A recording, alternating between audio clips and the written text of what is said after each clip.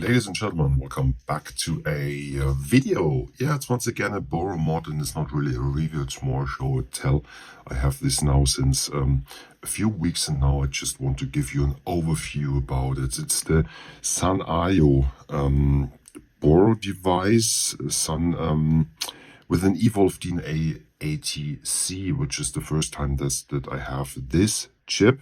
Raw silver color, which I find pretty cool, and it's a color between Vaperz Cloud and Gerobak, whoever that is. Price-wise, the DNA ATC version is around 170 euros, and I want to give you a few specs. So there is a borrow tank inside, which is for VC tech coils. There is a 0.4 ohm with a 0.2 ohm included. Some spares, which I will show you.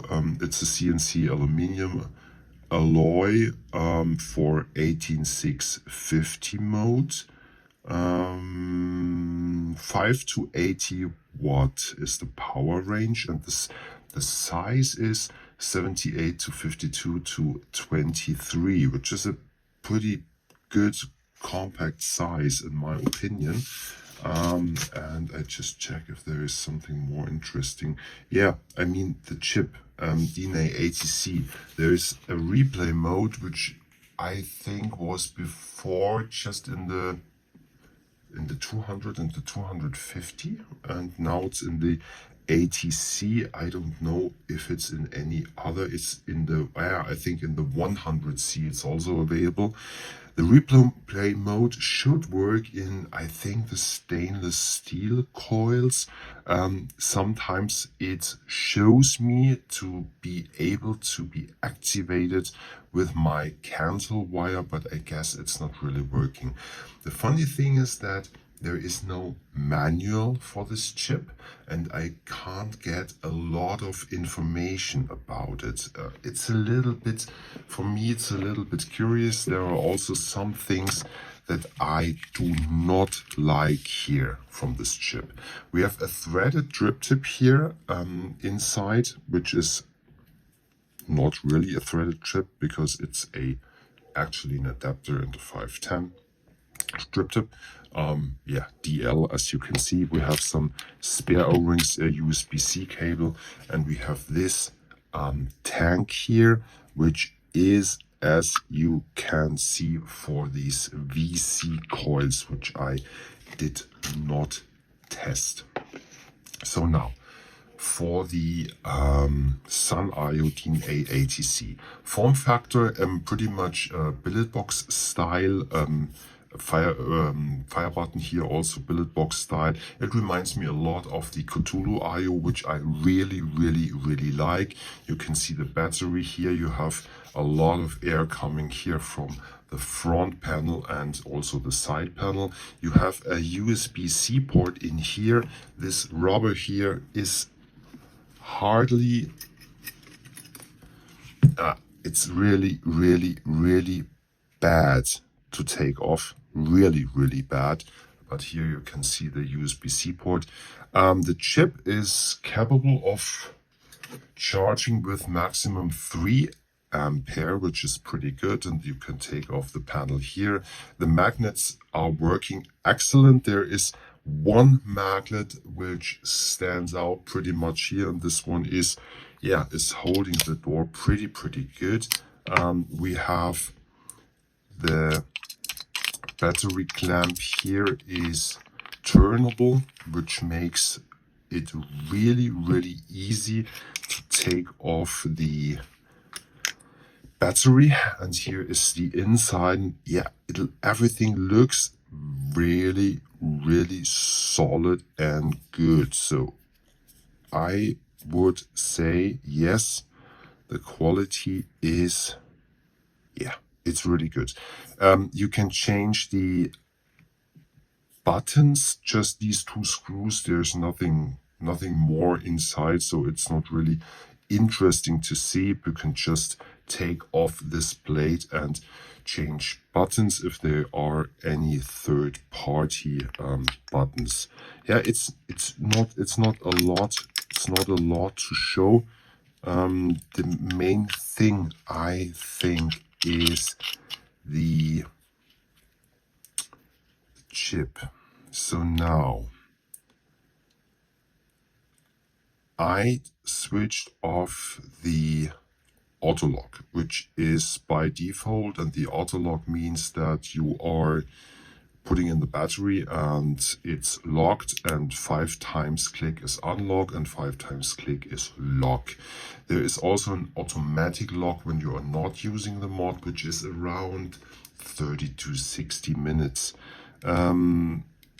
If you want to switch anything, you just have to press here the plus minus buttons and then confirm with the fire button, and then you can switch over. There is no 0.5 increment or 0.1 increment. It's 1 watt, which I don't think is so brilliant. I think a 0.5 increment would be better.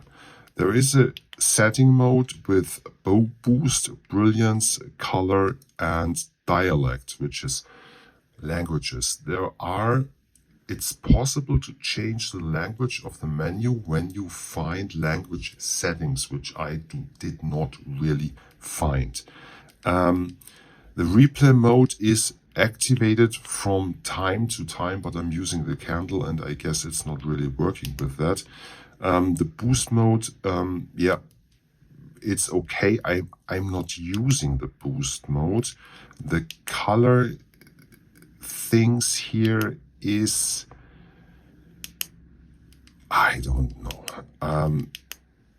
I just don't know why it's necessary to have different colors. And all these C DNA chips, I don't know really why. So one thing which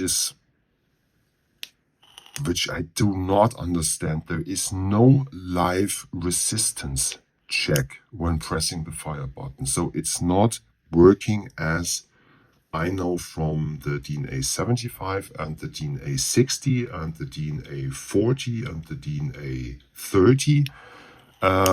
It's definitely not checking the resistance as far as I can see on the display when I'm pressing the fire button. The funny thing is that I checked out the eScribe software on Mac.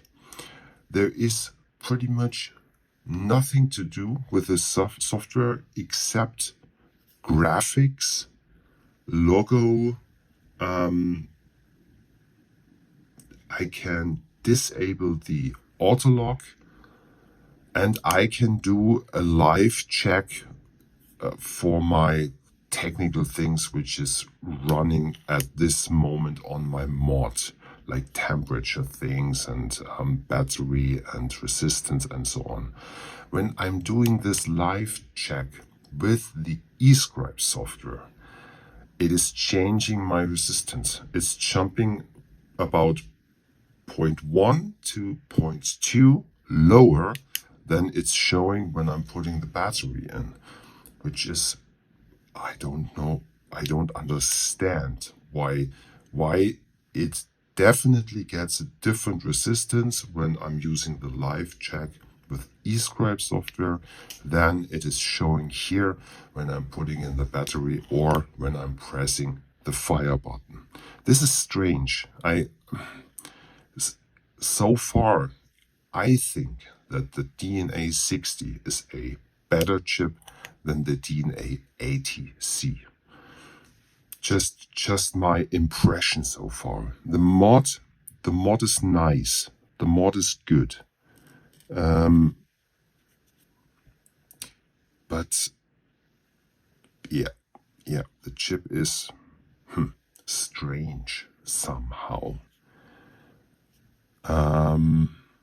Yeah, I think that's so far everything to say about it. Yeah, so far so good. So form factor wise, nice. Chip wise, I don't know. Not sure about it. So thanks for watching. Bye bye.